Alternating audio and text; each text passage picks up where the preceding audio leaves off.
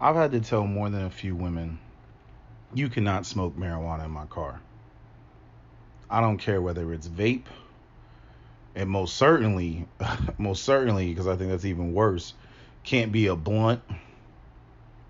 Because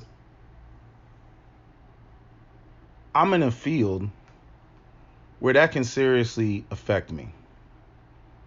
I get pulled over and I don't know, maybe the chick is in my car and, you know, we go out one night and she drops a roach in my car and then I get pulled over and for some reason the officers search the vehicle and there's a roach over by the passenger seat or maybe close to the center console.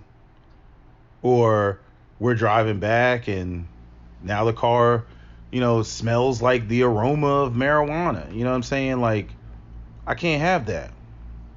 I cannot have that. So, one of the things that I noticed in talking about this whole thing about being judged, and this is kind of piggybacking off the previous video that I did. One of the things that I noticed about this whole aspect of being judged is that, and I talked about this before, and I stole it from one of Cap's quotes. That you have people out here that literally want to reap the benefits of your discipline, a discipline that they don't even have or don't demonstrate. And I'm thinking about the statement that Dominican chick made about how, she was, trying to help, whoever the person is that she's dating. And I'm like, here we go back to the business of inspiration. And apparently it is even, spilled out of the black community. Although I can't argue and say that she got it from black culture, but this business of inspiration, this idea that you can somehow come through and inspire a man and make him a better man, and that he will in turn, reciprocate and heal you. Like, it just sounds like the blind leading the blind. Like who are you as a woman, right? If your shit's not together, right? And I'm saying by definition, your shit's not together or you're not emotionally sound. If you're saying that after you heal this other person, they have to come back and heal you. If they have to come back and heal you, then how are you in the position to be healing anybody? That doesn't even make sense. You can't even heal yourself. It makes no sense. And then, the arrogance, in that thought process, in that statement. Not to mention the fact that you have women out here who will try to take credit for a healing process that simply does not apply to men that have their shit together or men that have, the proper discipline. They don't need that type of help. You know what I mean? I never moved in with a chick and slept on her couch. You can apply that to Ray Ray and Pookie. You can apply that to some Dusty, but you can't apply that to me. I never had a woman lend me $100. You can apply that to Ray Ray and Pookie. You can apply that to a Dusty, but you can't apply that to me.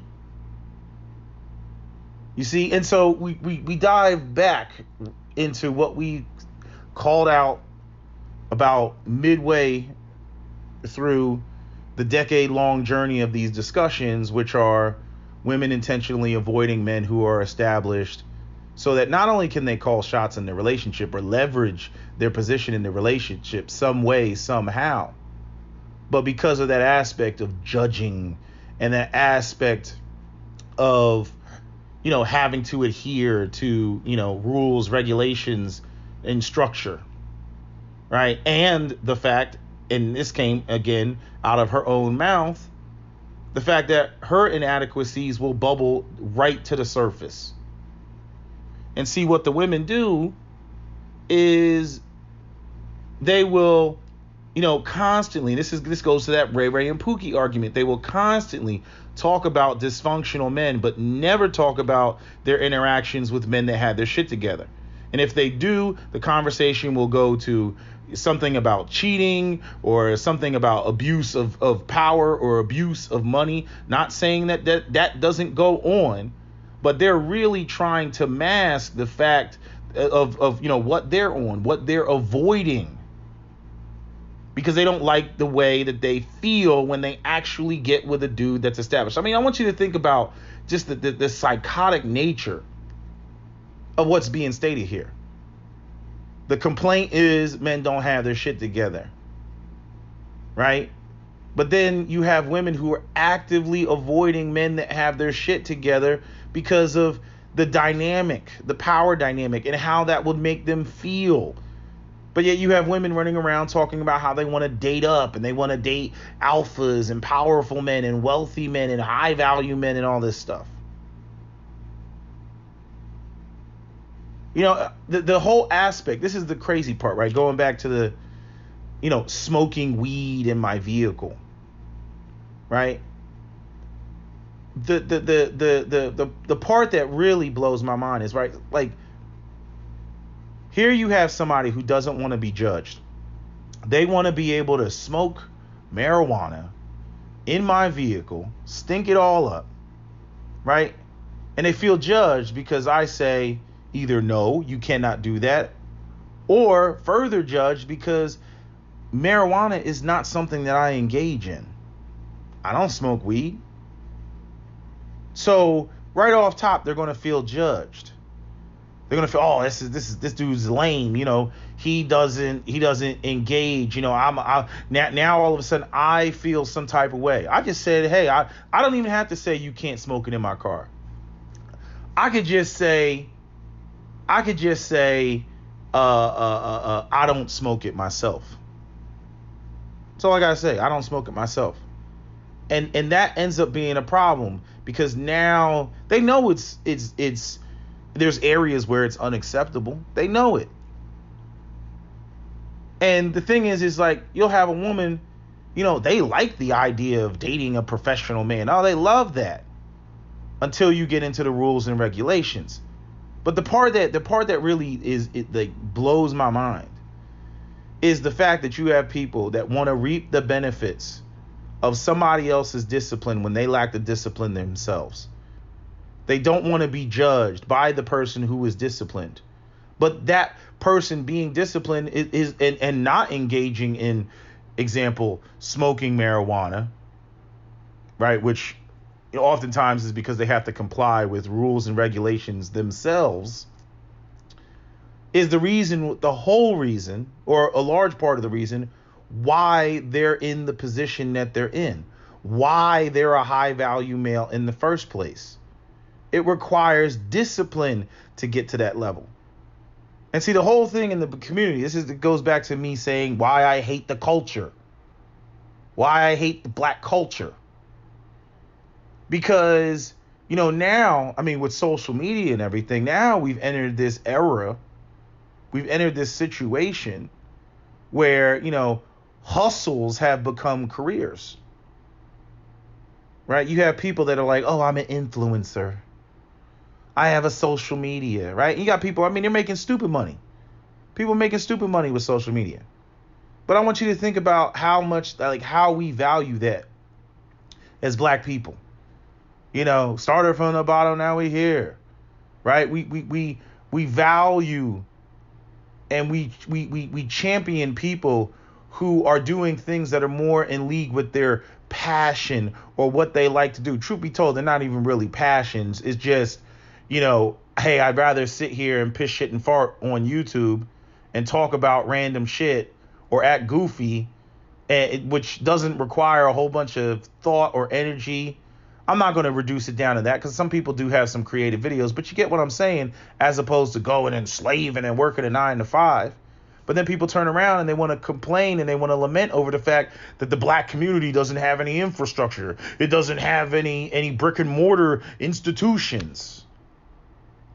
Why would it when nobody values and nobody respects the fields, the trades, the skills that require discipline, that require putting in, the 9 to 5 or, working, more than, 10 or 12-hour days. We don't value that.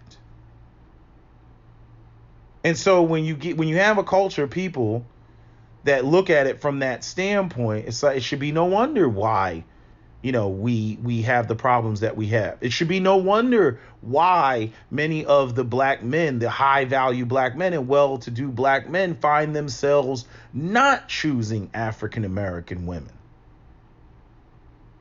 Because from the cultural standpoint, you're going to run into those sorts of problems. Yes, I get the fact that educated black men don't control the economic landscape, and educated black men, are seen as the white man's bitch and all that stuff. I get all that.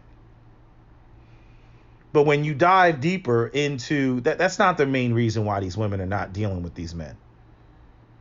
You know what I mean? All through the 90s, there was no, our biggest issue with black men is that they don't control the economic landscape. That was not a complaint. The complaint really was we can't get these street dudes to minimally, do what they need to do once we have a baby together. Because that's really the guy that I want to be with. I want to be with the guy that's got the felonies and, everything that I have, everything he has is in my name or in his mama's name and whatnot, because I have a lot of power and I have a lot of leverage in this relationship. You know what I mean? I know he can't judge me because his shit's fucked up. So I don't feel judged. But you start talking about coming across, a black man that's all, that's Morehouse, strapped and booted. And it's a fucking problem. It's a problem because he has to adhere to, a particular structure, a particular code of conduct and ethos, certain behaviors. He has a reputation to uphold and maintain.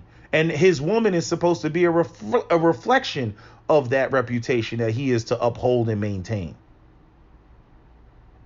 But see, if she doesn't want to fit in the world, if she doesn't want to, fit into his world, if she doesn't want to put in the effort, what she's going to do is, she's going to paint the narrative that, there's something wrong with him. Oh, he just wants white women. It's got to be something else. The women are always going to paint the picture that it's not them that is the problem. Hold on, I got people texting me. Blah, blah, blah, blah, blah. Here, I'll read something that I wrote somebody else. This is what I wrote. Anyway, going back. I said, and I'll just read it. I'll just read this. Here's one for you. I don't owe you my discipline. I will give you context later. We have a big issue in the black community with women who don't want to be judged and avoid structure because of that. But they want the benefits of structure that requires men to have discipline in order to be established. Establishing oneself requires discipline. So, for example, a chick will smoke weed and be mad at you for judging them about smoking weed, but want to reap the benefits of a man whose discipline of not smoking weed took him to the heights of success. Now she wants access to that. She wants access to his success.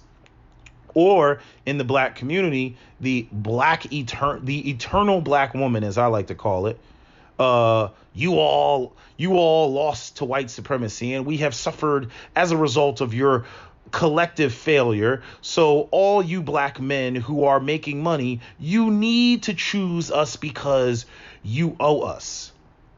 Despite the fact that we don't really value structure, you or the rules and regulations that you would impose to fix the black community.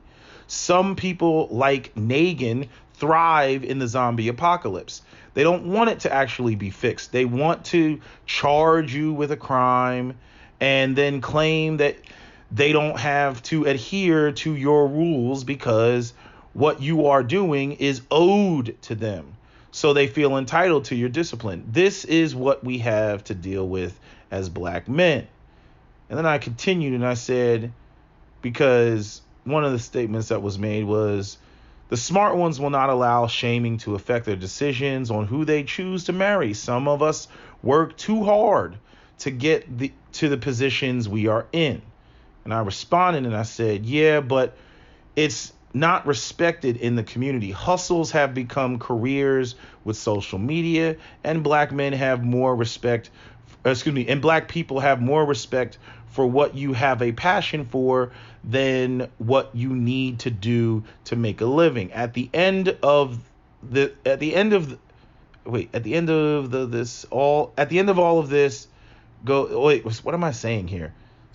the end, all of this goes back to why black men choose to not culturally choose black women as wives. But this also goes on in other communities to a lesser degree. We judge and they don't want to be judged or have to live up to our standards. Hence why they choose Dusties a lot. The niggas that aren't in the position to judge or set the tone, not with a bunch of felonies and shit in her name. Having your shit together quickly exposes, and I highlight this, having your shit together quickly exposes that a black woman is either fucked up with her shit or not on your level, and they don't like the way that feels. Again, giving the cultural belief system that, you know, all black women are Michelle Obama and Olivia Pope and they're all killing it, and all black men are Dusty and in jail, and, you know, black girl magic and black girls rock, and black men are just, you know, these just dysfunctional. So what do? They avoid. Pookie can be used to keep the perpetual argument about how fucked up black men are. They will see you and pretend like they don't because they don't want to be exposed for actively avoiding men like you. They will claim he just wants a white woman rather than it being exposed, rather than it being exposed what she's really on. You know, and I mean, I'm summarizing in making this video. I'm summarizing, you know, this conversation that I had with another brother.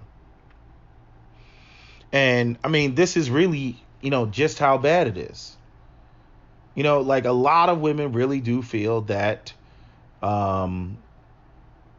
that our discipline, they are owed our discipline. Let me make this clear. I do not owe you my discipline.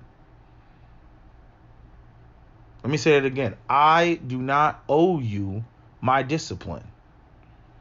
A childless man does not owe a single mother his sexual responsibility.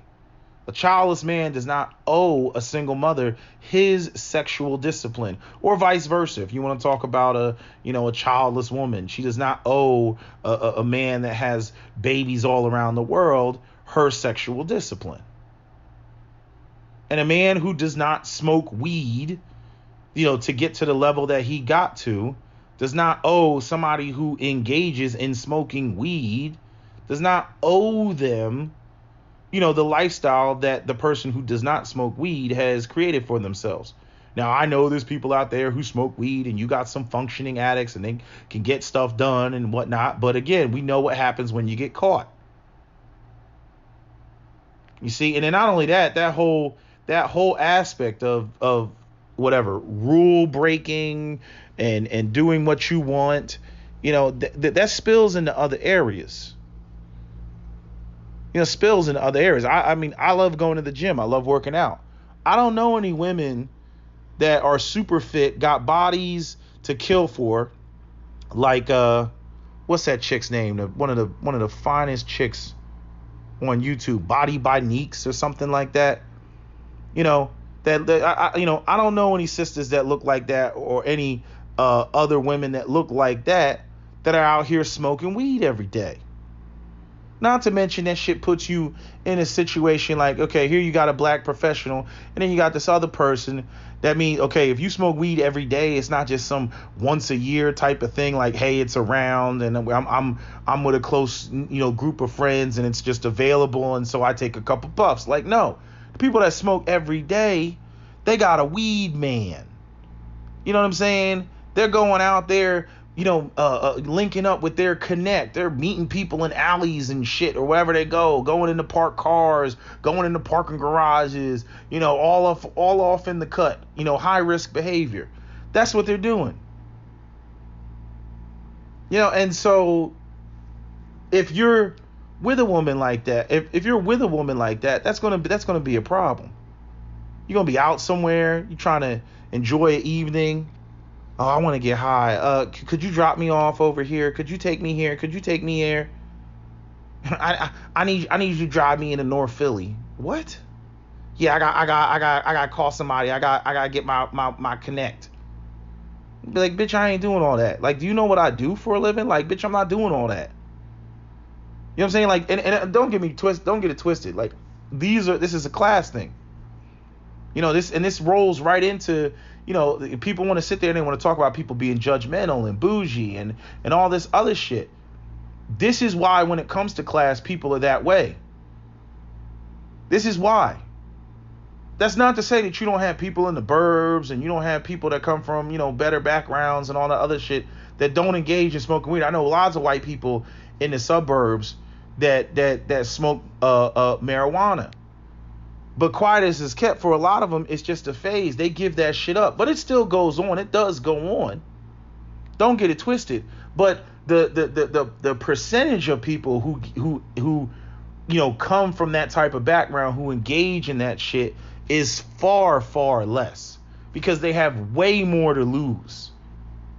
Way more to lose. And that's the whole thing. Like, again, when you're dealing with the whole class situation, a lot of people that talk about not wanting to be judged and all this other shit, they don't have shit to lose. They have nothing to lose. You know what I mean? They can go or either that or they don't have any foresight. You know, I know people that went off and they thought, oh, it was no big deal that they're riding around, puff, smoking some marijuana while they're driving a vehicle. Then they get hit with driving while intoxicated. And then they go to try to get a gun. You know, oh, I had somebody break into my house. Oh, I got to get a gun permit. And they go to fill out the 4473. And guess what? Guess who's now barred from purchasing a firearm? They are. You know why? Because they didn't look at the fine print and didn't realize when they pleaded guilty to some shit, they pleaded guilty to possession of paraphernalia, which bars them federally from what? Access to firearms. You see, like, people don't think about that. Then they sitting there running around trying to get a marijuana charge from 10 years ago expunged because now maybe they have a family, or now they grew out of the marijuana or whatever it is, and now they got responsibilities, and now they're like, shit, COVID, the pandemic, the protests, I got to protect my family. You know? But they can't. Why? Because they got hit with a possession charge. You see, like people, they don't think shit out. And again, that whole not thinking shit out, that shit spills into other areas, which is why, you know, the people that have the discipline and the people that come from the solid backgrounds and have the discipline really don't have any business dealing with, you know, these other people who tend to come from, you know, lesser means and lower on the socioeconomic totem pole. They really don't have any business dealing with them, because all that's going to happen is they're just going to get dragged down, you know, with the other person. Because other person's not really thinking about the shit because they don't have shit to lose. You know, they go and they work some bullshit job. They waitressing, or they're a bartender or some shit like that. You know what I mean? They're out there with some basic ass job, you know, some at-will employee. And so what? Okay, you know, the job that I took a drug test and I failed it and they fired me. So what? I'll find another $10 an hour job or some rinky-dinky shit. I'll go out there and find another one of those, you know. And that's what they do. They just bounce around. But people with careers here, you know, full medical and dental, pensions and shit like that, they can't fuck around with that. Give all that up. Well, why? Because you wanted to get high for a day? And then you got a random drug screening? You see? And see, dudes will get caught up in that shit, you know, a lot of times, you know, even though the women, you know, they'll be on some, you know, I don't want to be judged, and they'll get with a guy that's dusty and shit like that. Truth be told, a lot of us will fuck with some dusty bitches just because they look good. You know, I've had situations where you're sitting there and you're lying. You meet a chick and you go out on a date and you just straight up lie. You know what I mean? She's like, oh, I just smoke a little weed. I hope you don't mind.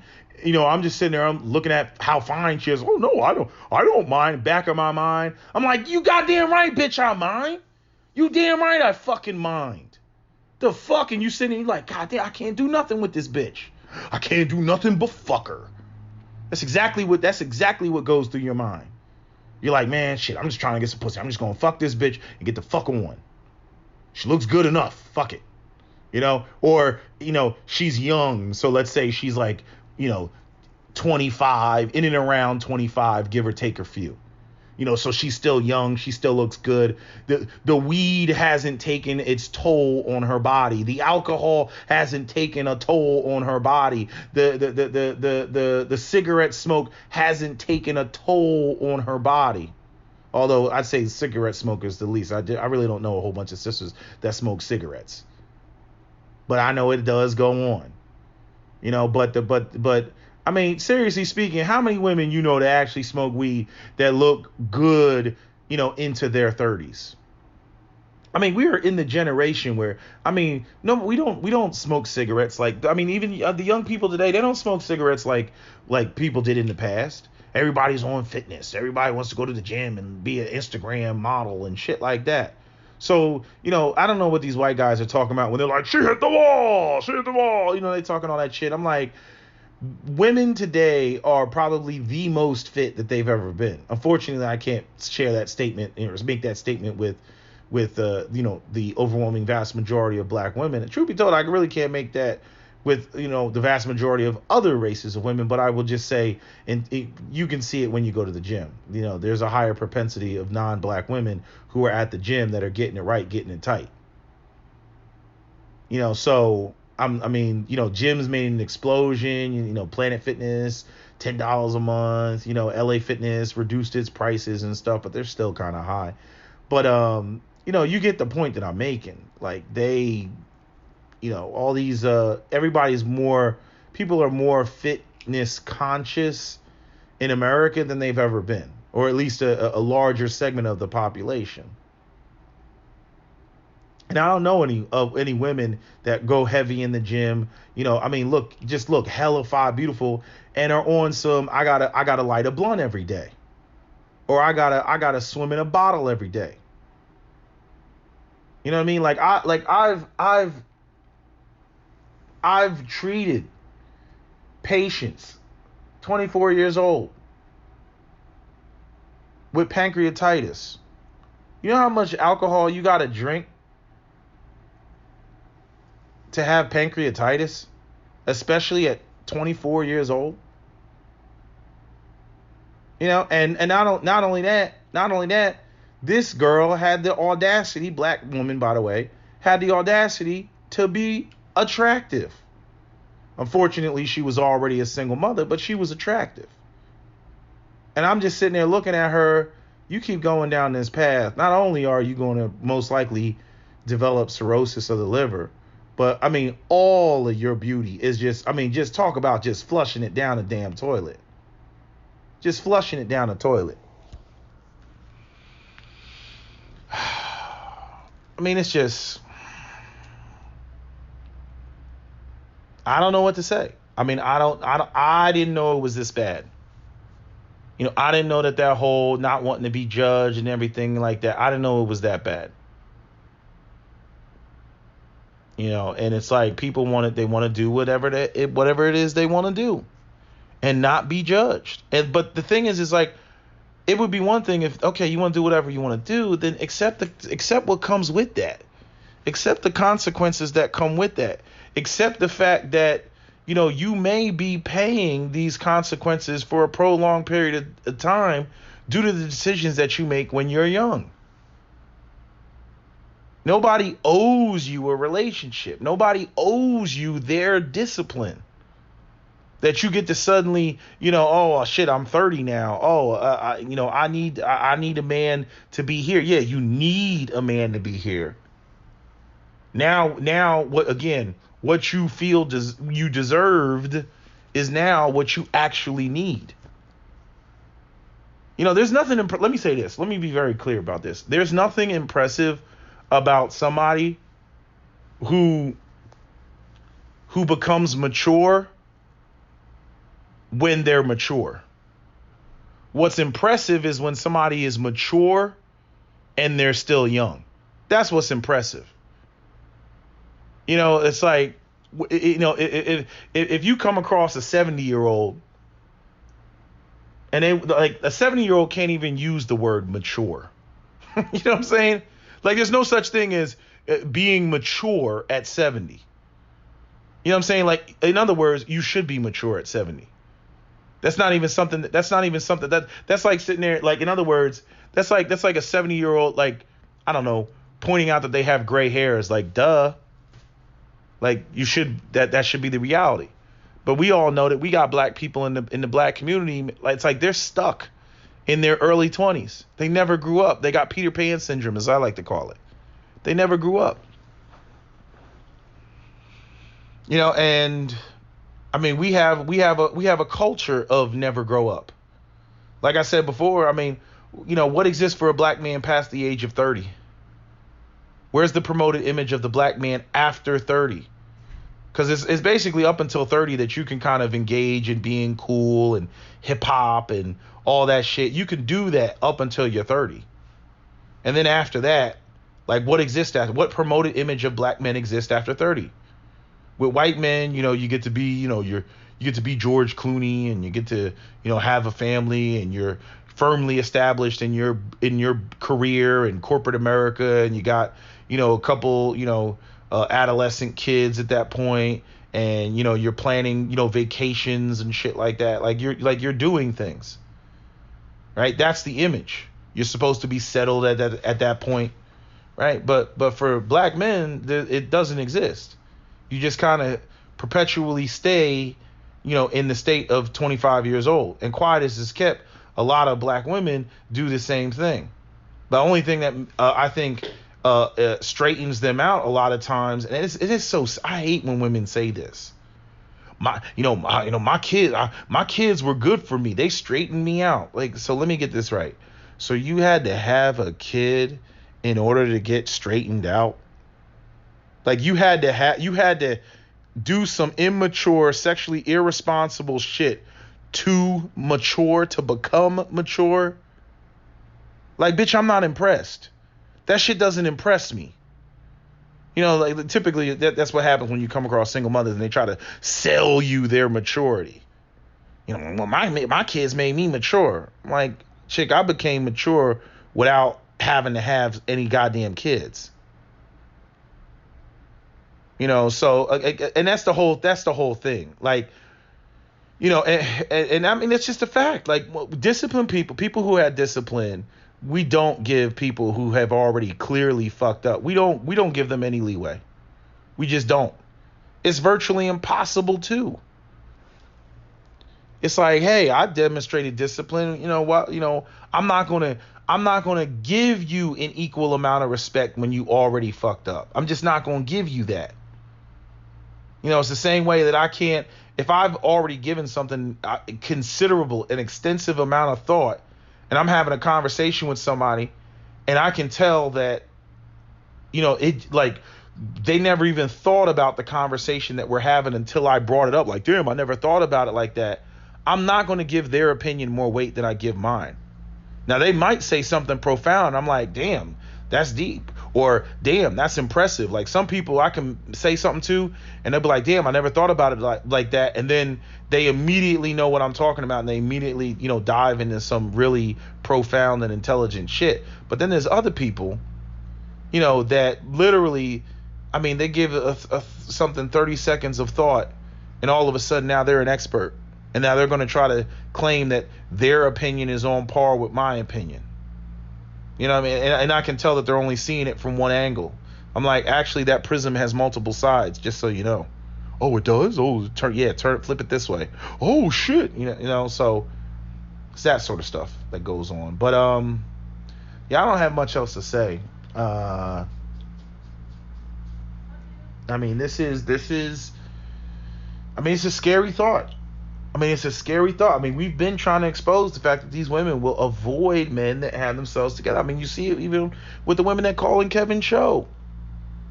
They love to paint the magical black woman trope. They love to paint this ethereal, I'm helping everybody, I'm assisting, I'm inspiring individuals to get to the next level. I'm inspiring them. Right? A man that's already at the next level doesn't need you to inspire them. On top of the fact that I think the whole I'm inspiring them is bullshit to begin with. I mean, just complete bullshit. Especially when a lot of these women, who will try to take that position are broken themselves. I'm inspiring. Again, it's their way of trying to leverage themselves in the relationship. But anyway, my phone is about to die. I need to charge it. I got that new fast charger. I wonder if that thing, you think that shit burns, kills the battery? They say it doesn't, but I don't know. When you plug that shit in, that damn charger, man, that shit'll burn. Like your phone is burning up. I'm like, damn, man, that shit feel like about to melt down, critical meltdown. But anyway, I do love the fact that it charges within 15 minutes and I get a full charge. But anyway, let me end this video before my shit dies and gets deleted. So that's all I gotta say. That's my video. SWP out.